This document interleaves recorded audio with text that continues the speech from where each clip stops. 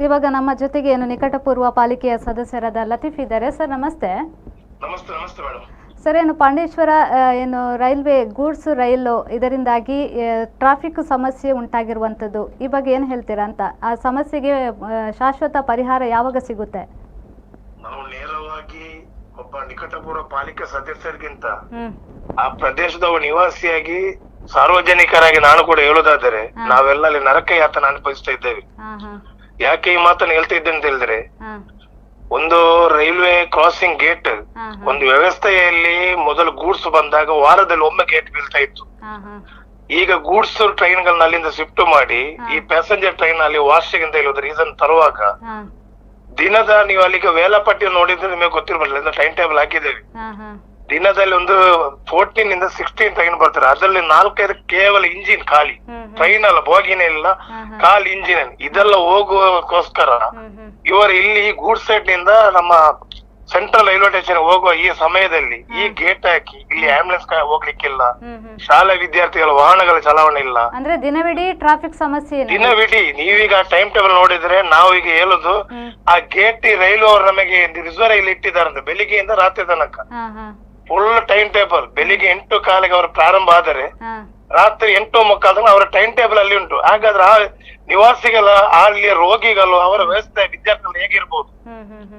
ಇದಕ್ಕೆ ನಾವು ಹೇಳುದು ಏನಂತ ಹೇಳಿದ್ರೆ, ನಾವು ನಿರಂತರ ಹೇಳ್ತಾ ಇದ್ದೇವೆ, ನಾವು ಪಾಲಿಕೆಯಲ್ಲಿ ಕೂಡ ಇದರ ಬಗ್ಗೆ ಅಂದೇ ನಾವು ಹೋರಾಟ ಮಾಡ್ತಿದ್ದೇವೆ. ಗೂಡ್ಸ್ ಟ್ರೈನೇ ಬರ್ತಾರೆ ನಾವು ನೋವು ಅನುಭವಿಸಿ ಹೇಳ್ತಾ ಇದ್ದೇವೆ. ನಮ್ಮ ಕಣ್ಣಾರ ನಾವು ಸತ್ಯಾಂಶ ನೋಡಿದ್ದೇವೆ, ನಿಮಗೆ ದಾಖಲೆ ಸಿಗ್ಬೋದು. ಆಂಬುಲೆನ್ಸ್ ಬಂದು ಕೂಡ ಟ್ರ್ಯಾಕ್ ಅಲ್ಲಿ ನಿಂತದ್ದು ನಾವು ಕಣ್ಣಾರ ಕಂಡಿದ್ದೇವೆ. ವಿದ್ಯಾರ್ಥಿಗಳು ನನ್ನದೇ ವಾಡಿದ್ದು ಸೆಂಟೆನ್ಸ್ ಕಾರ್ಮಲ್ ಇಂತ ಶಾಲೆ ಬರೋ ವಿದ್ಯಾರ್ಥಿಗಳು ಈ ಬೋಲಾರ ಜೊಪ್ಪು ವೈಗವಾದ ಕಡೆ ಬರೋ ಟ್ರೈನ್ ಪಾಸ್ ಆಗಿ ಬರ್ಬೇಕು. SSLC ಎಕ್ಸಾಮ್ ಅಲ್ಲಿ ವಾಲ್ ಟಿಕೆಟ್ ಕೂಡ ಸಿಗದೆ ಕಾದದುಂಟು, ಟೈಮಿಂಗ್ ತಪ್ಪಿದೆ ಅಂತ ಹೇಳಿ. ಇದೆಲ್ಲ ನಮ್ಮ ಗಮನದಲ್ಲಿರುವ ಸತ್ಯಾಂಶ ಆಗಿರ್ತದೆ. ನಾನು ಸಂಬಂಧಪಟ್ಟ ಚುನಾಯಿತ ಪ್ರತಿನಿಧಿ ಒಬ್ಬ ನಾನು ಕೂಡ ಅಂತದೇ ವಯಸ್ಸಲ್ಲಿ ಇದ್ದ ನನ್ನ ಅನುಭವದಲ್ಲಿ ಇದ್ದೇನೆ. ನಾವು ಎಲ್ಲಿಯೋ ಅಧಿಕಾರಿಗಳ ಕರೆದು ಯಾವುದೊಂದು ಕ್ಯಾಬಿನ್ ಅಲ್ಲಿ ಕುಳಿತು ಮಾತಾಡಿದರೆ ಇದು ಪರಿಹಾರ ಆಗಲ್ಲ.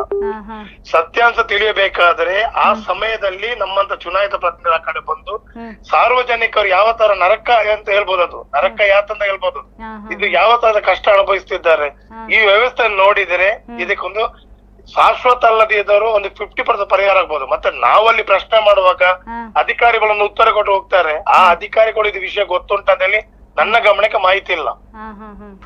ಆದ್ರಿಂದ ನಾನೇ ಹೇಳುದು, ಚುನಾಯಿತ MP ಯಲ್ಲಿ, ಶಾಸಕರಲ್ಲಿ, ವಿಧಾನಸಭಾ ಸದಸ್ಯರಲ್ಲಿ, ಈಗ ನಮ್ಮ ಪಾಲಿಕೆಗೆ ಅಧಿಕಾರಿಗಳಾಗಿರೋ ಜಿಲ್ಲಾಧಿಕಾರಿ ಅವರು ಇರಲಿ, ನಾನು ಎಲ್ಲರ ವಿನಂತಿಸುದು, ಒಬ್ಬ ಸ್ಥಳೀಯ ಪಾಲಿಕೆ ಸದಸ್ಯರಿಗಿಂತ ಜಾಸ್ತಿಯಾಗಿ ಅದೇ ಪ್ರದೇಶ ಒಬ್ಬ ನಿವಾಸಿಯಾಗಿ ಎಲ್ಲರ ಪರವಾಗಿ ನಿಮ್ಮಲ್ಲಿ ಮುಖಾಂತರ ನಾನು ವಿನಂತಿಸುತ್ತೇನೆ, ಸ್ಥಳಕ್ಕೆ ಭೇಟಿ ನೀಡಿ ಅಲ್ಲಿದ ಸತ್ಯಾಂಶ ನಿಮಗೆ ತಿಳಿದರೆ ಗೊತ್ತಾಗ್ತದೆ.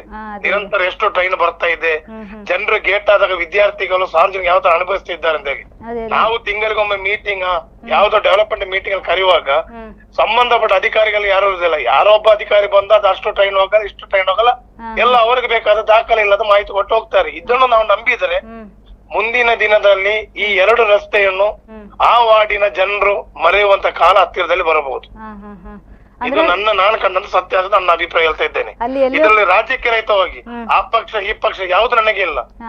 ವ್ಯವಸ್ಥೆದ ಮೇಲೆ ಸಾರ್ವಜನಿಕರಿಂದ ಅವರು ನಮಗೆ ನೀಡಿದ ಅವಕಾಶ, ಆ ತೆರಿಗೆಯಲ್ಲಿ ನಾವು ಏನು ಜನಪ್ರತಿನಿಧಿ ನಾವು ತಿರುಗ್ತಾ ಇದ್ದೇವೆ ಅದನ್ನು ನಮ್ಮಲ್ಲಿ ಇರ್ಬೇಕು.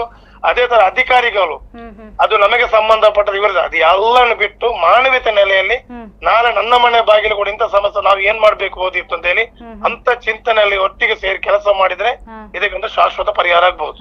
ಅಂದ್ರೆ ಅಧಿಕಾರಿಗಳು ಸ್ಥಳಕ್ಕೆ ಭೇಟಿ ನೀಡಿ ಅಲ್ಲಿ ಪರಿಶೀಲಿಸುವುದು ಉತ್ತಮ ಅಂತ. ಅಲ್ಲಿ ಏನು ಸಮಸ್ಯೆ ಇದೆ ಅದು ಗೊತ್ತಾಗ್ಬೇಕು ಅಧಿಕಾರಿಗಳಿಗೆ. ನಾನು ನೇರವಾಗಿ ಹೇಳ್ತೇನೆ ಮೇಡಮ್, ನಿಮ್ಮ ಗಮನದಲ್ಲಿ ನಿಮ್ಮ ಮೀಡಿಯಾ ಮುಖಾಂತರ ಈಗ ನೇರವಾಗಿ ಲೈವ್ ನಡೀತಾ ಇದೆ, ನಾನು ಒಂದು ಮೆಸೇಜ್ ಕೊಡ್ತೇನೆ. ಅಧಿಕಾರಿಗಳು ಬಂದ್ರು ಕೂಡ ಪರಿಹಾರ ಆಗಲ್ಲ, ಕೇವಲ ಚುನಾಯಿತ ಜನರು ಒಂದು ಬಂದ್ರು ಪರಿಹಾರ ಆಗಲ್ಲ. ಅಧಿಕಾರಿಗಳು ಚುನಾಯಿತರ ಬಗ್ಗೆ ಸಂಬಂಧಪಟ್ಟವ್ರನ್ನ ಕರೆದು ಅಲ್ಲಿ ಆ ಸ್ಪಾಟ್ ಅಲ್ಲಿ ಒಂದು ಮೀಟಿಂಗ್ ತರವ, ಇಲ್ಲದ ಈ ವ್ಯವಸ್ಥೆ ನೋಡಿ ಏನಾದ್ರೂ ಇದಕ್ಕೆ ಪರಿಹಾರ ಹುಡುಕೋದಾದ್ರೆ ಶಾಶ್ವತವಾಗಿ ಒಂದು ಪರಿಹಾರದಲ್ಲಿ ಸಿಗ್ಬಹುದು. ಥ್ಯಾಂಕ್ ಯು ಸರ್ ಮಾಹಿತಿಗಾಗಿ.